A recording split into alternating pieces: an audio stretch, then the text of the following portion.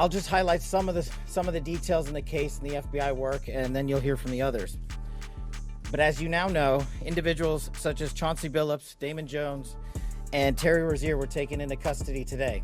Former, current NBA players and coaches. It finally happened.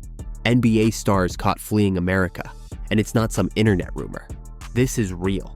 The FBI has confirmed a massive federal gambling investigation involving NBA players, coaches, and even mafia-linked insiders.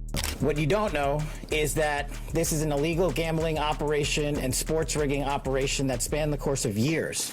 The FBI led a coordinated takedown across 11 states to arrest over 30 individuals today responsible for this case, which is very much ongoing. Not only did we crack into the fraud that these perpetrators committed on the grand stage of the NBA, but we also entered and executed a system of justice against La Casa Nostra to include the Bonanno, Gambino, Genovese, and Lucchese crime families. And you'll hear more about those details today. They called it Operation Nothing But Bet.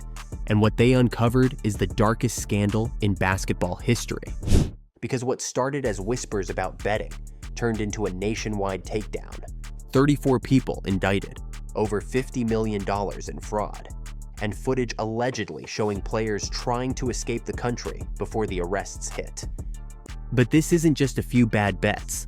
This is about corruption, mafia money, insider trading, and a league on the brink of losing its soul. October 23rd, 2025. A day that will go down in NBA infamy. Federal agents from 11 states launched a coordinated operation, storming homes, locker rooms, and luxury hotels. Within hours, 3 names shocked the world: Terry Rozier, Chauncey Billups, and Damon Jones. And if those names sound familiar, they should. Rozier, a current NBA guard. Billups, a Hall of Famer and the Portland Trail Blazers head coach. And Jones, a former player and close friend of LeBron James. The FBI accused them of running insider betting rings and rigged poker games, backed by 4 New York mafia families. The Bonanno, Gambino, Genovese, and Lucchese families, all connected through one scheme, gambling on NBA games using insider information. Federal prosecutors called it the most brazen sports corruption case since the legalization of online betting. And the fraud is mind-boggling. It's not hundreds of dollars. It's not thousands of dollars. It's not tens of thousands of dollars. It's not even millions of dollars. We're talking about tens of millions of dollars in fraud and theft and robbery across a multi-year investigation. And what they revealed stunned even veteran investigators. Terry Rozier's story reads like a movie. Prosecutors say he faked injuries, told gamblers when he'd exit early, and helped his associates make hundreds of thousands on player prop bets. He allegedly tipped off friends before 3 specific games, all involving his former teams, the Hornets, Magic, and Blazers. The bets placed just hours before tip-off. The profits? Over $200,000 in underbets on his own stats. Each charge, wire fraud and money laundering, carries up to 20 years in prison. Rozier turned himself in quietly, posting bond on his $6 million Florida home. His lawyer insists he's innocent, but the FBI says they have wire transfers and encrypted texts that prove otherwise. Then there's Chauncey Billups, the respected coach, the finals MVP. Now accused of being a face card in rigged underground poker games. Federal agents say Billups used his celebrity to lure wealthy victims into poker games in New York, Miami, Las Vegas, and the Hamptons. But these weren't normal poker games. They were run by the mafia. And the technology they used? Straight out of a spy thriller. The FBI showed photos of poker tables with hidden X-ray scanners. Dealers with camera-laced chip trays that could literally see through cards. And even contact lenses that revealed invisible ink markings. Victims thought they were playing for fun. In reality, every card was controlled. One victim lost $1.8 million in a single night. And when players refused to pay up, the mafia stepped in with threats, violence, and extortion. Billups denies everything, but prosecutors claim he made thousands off every rigged game and helped launder mob money through fake charities and business accounts. And that brings us to Damon Jones, the man who linked it all together, a former Cavs guard, LeBron's friend, and now the centerpiece of an FBI investigation. Jones allegedly sold private injury information, including LeBron's ankle status, to high-stakes gamblers before games. On February 9th, 2023, before the Lakers faced the Bucks, Jones told associates that player 3, believed to be LeBron, would sit out. Minutes later, massive bets were placed on Milwaukee. The Bucks won 115-106. LeBron had no idea. He's listed as a victim, not a suspect. But the damage was done. His trust shattered, and the scandal directly tied to his inner circle. And here's where the story gets even darker. The FBI's second operation, Royal Flush, uncovered a multi-million-dollar mafia-backed poker ring. 13 defendants were confirmed mob associates. They ran underground games, defrauding victims of over $7 million. FBI Director Kash Patel said it plainly. This was not a gambling problem. It was a criminal network built on greed, intimidation, and deceit. According to the feds, the same families who ran New York's underworld in the 1980s had quietly infiltrated modern sports gambling. They collected debts with guns and threats. They laundered money through crypto wallets and shell companies. And they used NBA names as bait. When the arrests hit, the reaction was instant. Shaquille O'Neal called it stupidity, not addiction. If you're making $9 million and you're dealing in certain things, like how much more do you need? Especially if you know you get caught, you can do jail time, lose your career. Put a bad image on yourself or your family or on the NBA. I agree with you, Chuck. They dropped the ball. Charles Barkley said, "You can't fix games under any circumstances. Period." The reason I'm mad at Kenny is, man, this ain't got nothing to do with damn gambling addiction. This ain't got nothing to do with addiction. These dudes are stupid. Why are they stupid? Under no circumstances can you fix basketball games. Under no circumstances. And Kenny Smith fired back, saying addiction, not greed, was to blame. I think the other part is we have to realize that gambling is an addiction. So the addiction of it is what makes you make illogical decisions. So not because you make $9 million. There are people who are making, as the FBI director said, there's a man who lost $1.8 million. That means he has a lot of money, so he has an addiction to that, those fish that they talk about that they were bringing in. So gambling is an addiction which can make you make illogical decisions regardless of your ethnic background, regardless of your physical background, and regardless of your financial status. The TNT segment went viral overnight. Meanwhile, NBA Commissioner Adam Silver said he felt a pit in his stomach. He suspended the accused, promised full cooperation with the FBI, and admitted that the league's integrity is now under fire. Congress stepped in too. Senators are calling for nationwide betting reforms, arguing that legalized gambling has opened Pandora's box. And fans, they're furious. Social media exploded with posts like, "If you can bet on every player, how do we even know the games are real?" The scandal's reach keeps growing. Investigators confirmed Kevin Garnett once attended a high-stakes poker event tied to the same defendants, though he's not accused of wrongdoing. Still, it shows how deep this network ran, from current stars to Hall of Famers. And the NBA isn't alone. Lawmakers now fear the contagion could spread to other leagues. The NFL, MLB, even college sports. Already, 13 college athletes are under investigation for game fixing. This might just be the start. The FBI says more arrests are coming. Unnamed co-conspirators are listed in sealed indictments. And insiders say several more NBA names are about to drop. Behind the scenes, teams are panicking, scrubbing betting data, and freezing sponsorships with FanDuel and DraftKings. Those same companies are now under scrutiny for their role in fueling this culture. And all this comes just as the NBA signed $76 billion in broadcast deals.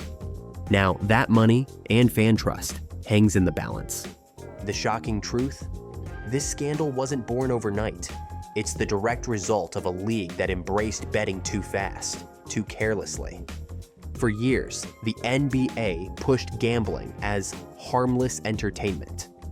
But now, that gamble has backfired. Because when players, coaches, and crime families start working together, you don't just lose money, you lose the soul of the sport. The investigation is ongoing. And as the FBI digs deeper, the list of names keeps growing. What happens next could redefine professional basketball forever.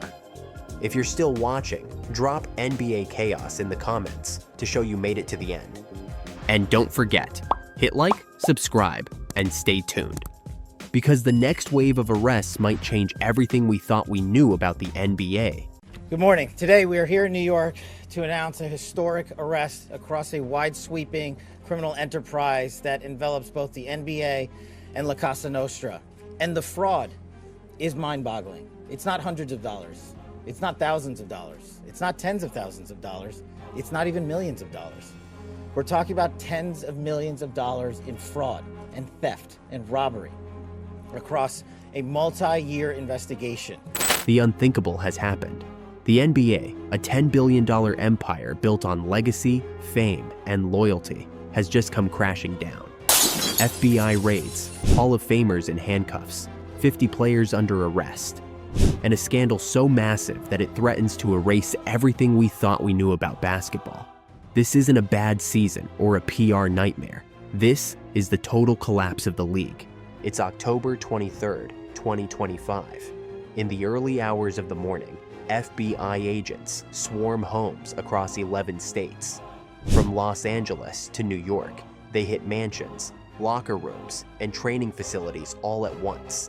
Their targets? Some of the biggest names in basketball, Hall of Famers, current coaches, and active players, all accused of participating in the largest sports gambling and corruption ring in American history. The operation was given a chilling name, Nothing But Net. And when the indictments were unsealed, the details were beyond belief. What you don't know is that this is an illegal gambling operation and sports rigging operation that spanned the course of years.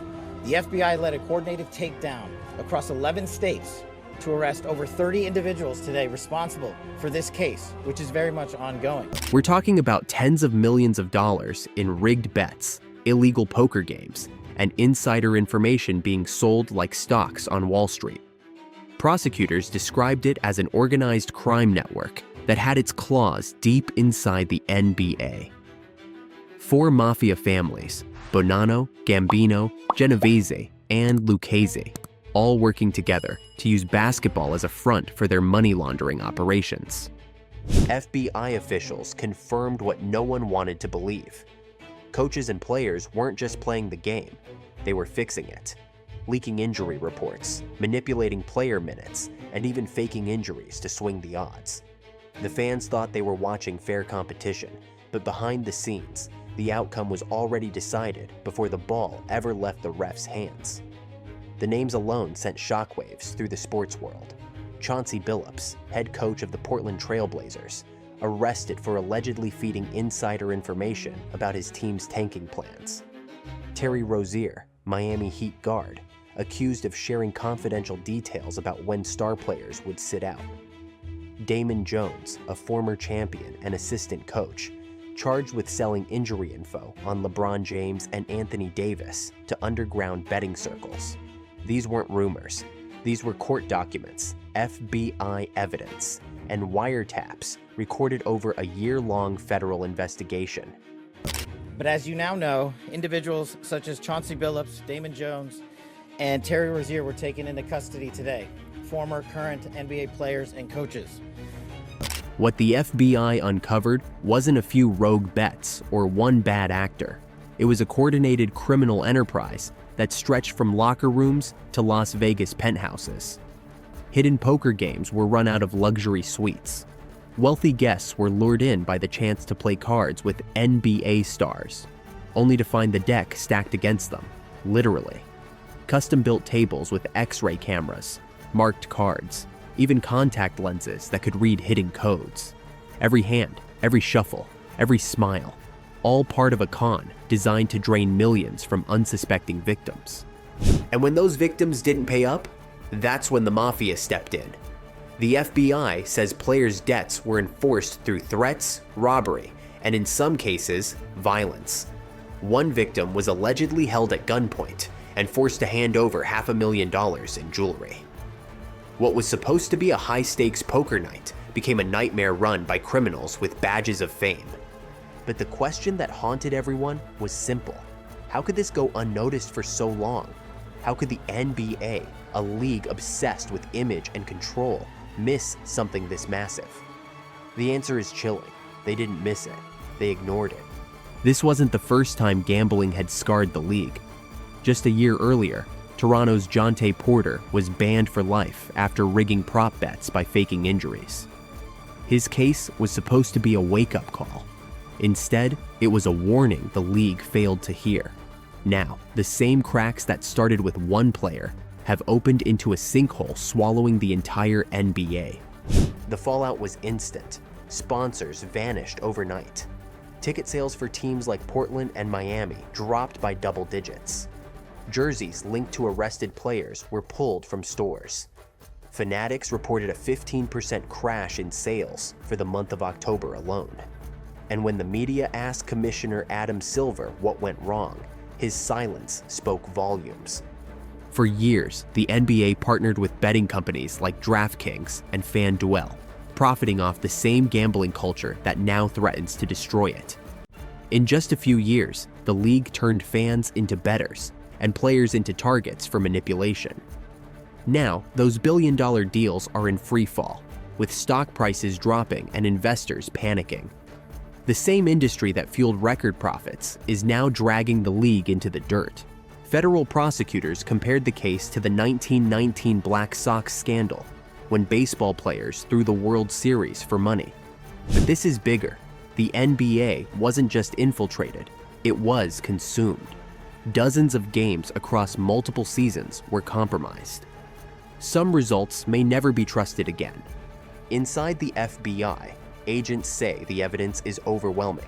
3,000 recorded phone calls, blockchain tracing on crypto wallets used to hide betting profits, wire transfers routed through offshore accounts. It was a machine of corruption running quietly in the background while fans argued about MVP races and playoff odds. The Players' Union has called for patience, insisting everyone deserves a fair trial. But public opinion is unforgiving. Fans are calling it the death of basketball. Hashtags like NBA in chaos and fixes in are trending worldwide. Commentators are openly questioning whether the league can even survive. And behind closed doors, insiders are whispering that more arrests could still come.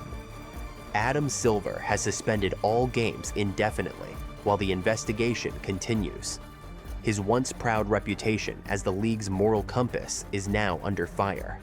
He pushed for legalized betting, arguing it would make the sport more transparent. Instead, it created a pipeline for corruption so deep that even he can't contain it. Sources say he's preparing to testify before Congress, facing questions about how a league so rich and powerful lost control of its integrity. And that brings us to the most haunting part of all. This scandal didn't just expose a few bad actors. It revealed a truth fans never wanted to face, that when billions of dollars are at stake, loyalty, honor, and love for the game can all be bought. For every dunk, every buzzer beater, every championship parade, there's now a question that can't be erased. Was it real, or was it rigged? Some say basketball will recover. Others say it's finished, that the trust between players and fans has been permanently broken. One thing is certain, this moment will define the future of professional sports forever. 50 players arrested, a billion-dollar league frozen, and a fan base left in disbelief. The NBA, once the global symbol of competition and pride, now stands as a warning of what happens when the game itself becomes the gamble. If you're still watching, drop NBA in chaos in the comments. let's see who made it to the end.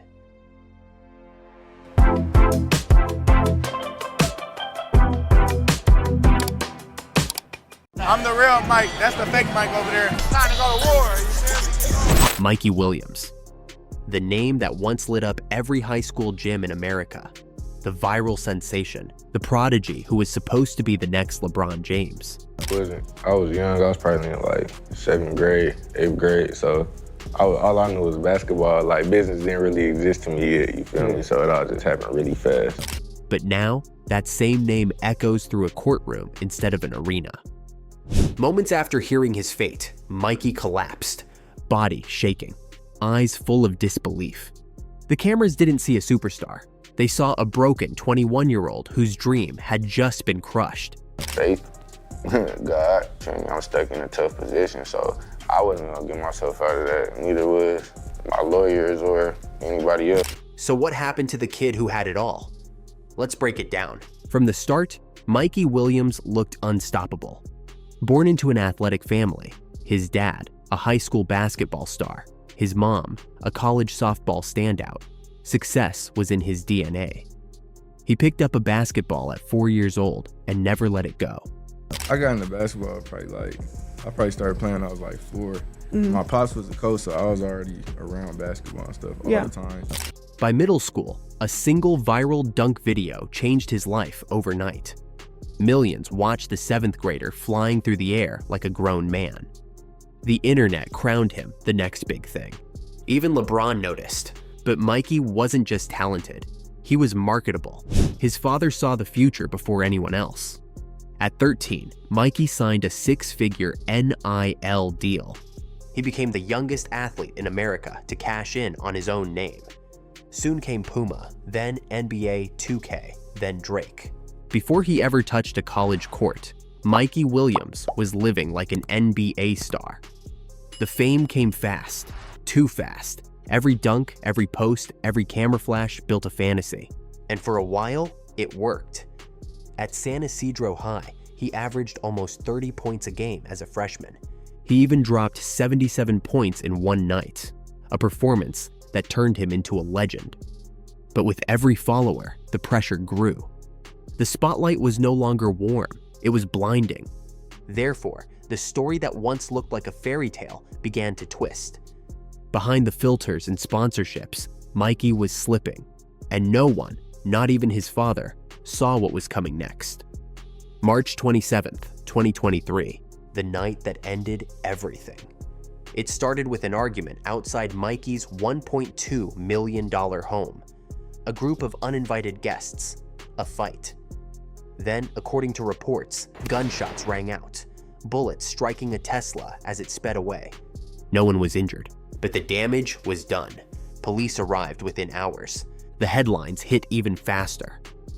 Mikey Williams arrested on 6 felony charges, then 9. Assault with a semi-automatic firearm, criminal threats, firing at an occupied vehicle. Each count carried years behind bars. Overnight, the kid everyone wanted to be became the cautionary tale no one wanted to believe. Fans compared him to Ja Morant. Reporters called it the Morant effect. Social media turned the prodigy into a punchline. And Memphis, the school that promised him a future, suspended him before he ever played a minute. I couldn't get into Memphis, so I had to transfer anyways. But I felt like the coach, really, Coach Dawkins, played a big part in that. It's in the Big 12, you feel me? So the conference played a big part in that. The collapse wasn't just public, it was personal. Puma dropped him. His $3.6 million NIL valuation disappeared. He was isolated, anxious, and angry. The same hands that once held trophies were now gripping a courtroom table. In interviews, Mikey later said, "Faith, God. I was stuck in a tough position. Nobody could get me out of that. That's how bad it got." God, I'm stuck in a tough position, so I wasn't gonna get myself out of that. Neither was my lawyers or anybody else. It was really God. I just had to stay down because it didn't really hit me at first. You feel me? It hit me like a little minute into my little situation. It hit me, and then, you know what I'm saying? Like, that's when God really, like, was tapping on my shoulder, like, you feel me? He stopped showing up online, deactivated his Instagram for months, barely left home. The gyms were empty. The lights were gone. The kid who used to own social media couldn't even look at his phone. I would have, but actually, Kennedy, you told us not to deactivate our Instagrams, all that, yeah. Because I don't be liking to be on there, for real. You be deactivating yours? Yeah, I didn't deactivate mine a few times for like months. Therefore, when he finally walked into court and heard his charges, reality hit. Not fame, not hype, just silence. Because in that moment, Mikey Williams realized the dream was gone. But this story doesn't end in prison. It ends with a second chance. November 30th, 2023, Mikey reached a plea deal. He pled guilty to one charge, making criminal threats. The other 8 felonies were dismissed. The court ordered anger management, therapy, gun safety classes, and community service. If he completed everything, the felony would drop to a misdemeanor. And he did it, every course, every hour. He even went beyond what the court required, working with youth programs, mentoring kids who looked up to him. 8 months later, the judge kept her word. No jail time, 1 year probation, freedom. When the verdict came down, Mikey's knees buckled. He tried to stand, but couldn't. Tears filled his eyes as the courtroom erupted in quiet relief. It wasn't victory, it was survival. Therefore, when he returned to basketball, everything felt different. He joined UCF, the University of Central Florida, played limited minutes, averaged 5 points a game, nothing like his high school days. But he was thankful. He said, "Even when I play 7 minutes, it's a blessing. I'm out here playing again. That's what matters." Where For things sure, are like now. I'm grateful. Like, like it's stuff like this. Like, I have a game where I play 5 minutes, 7 minutes. I know I should be playing more. You feel me? It'd be tough. It'd be challenging. End of the day, though, I'm like, bro, I'm out here playing. Like it'll make you shed a tear. Like, that's the biggest blessing. You feel me? Then came 2025.